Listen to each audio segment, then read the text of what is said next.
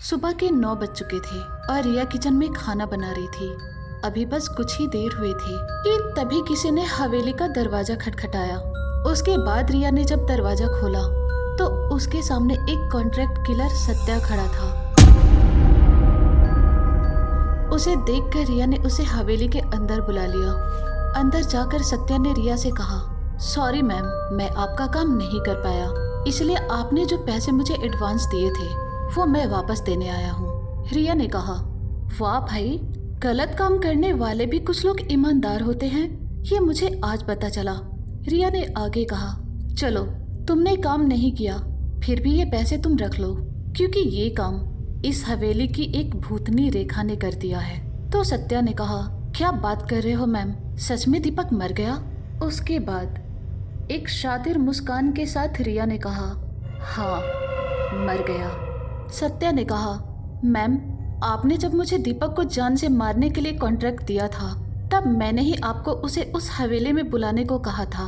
सत्या ने आगे कहा, क्योंकि आपके पूर्वजों की ये हवेली भूतिया हवेली के नाम से पूरे चंदनपुर में फेमस है, लेकिन मुझे पता नहीं था कि सच में इस हवेली में भूत हो सकता है। रिया ने कहा, हाँ सत्या, मुझे भी भूत प्रेत पर यकीन नहीं था, इसलिए मैं चाहती थी कि तुम इसी हवेली के अंदर ही दीपक को मार दो। रिया ने आगे कहा, अगर दीपक इस हवेली में मर जाता तो तुम सेफ रहते और लोगों को लगता कि ये खून इस हवेली के भूत ने किया है। इस पर सत्या ने कहा, कोई बात नहीं मैम, लेकिन आपका काम तो हो गया ना। वैसे अगर बुरा ना मानो तो एक बात पूछूं? रिया ने कहा, हाँ पता है, मैंने अपने सगे भाई की जान लेने को क्यों कहा, यही पूछोगे ना तुम? तो सुनो, रिया ने आगे कहा, बचपन से लेकर आज तक मेरे परदादा से लेकर मेरे मम्मी पापा सब लोग सिर्फ दीपक से ही ज्यादा प्यार करते थे और मेरे ऊपर कोई ध्यान भी नहीं देता था। सत्या ने कहा, बस इसलिए आपने दीपक को जान से मरवा दिया?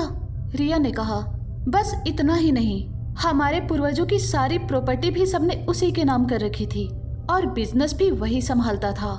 रिया ने आगे कहा, बिजनेस के सारे डिसीजंस भी मुझे उसी से पूछ कर लेने पड़ते थे, इसलिए मैंने उसे मार दिया। सत्या ने कहा, आपने सही किया मैम। रिया ने कहा, हाँ, अब दीपक के मरने के बाद ये सारी प्रॉपर्टी और सारा बिजनेस अब सिर्फ मेरा है। उसके बाद सत्या वहां से चला गया।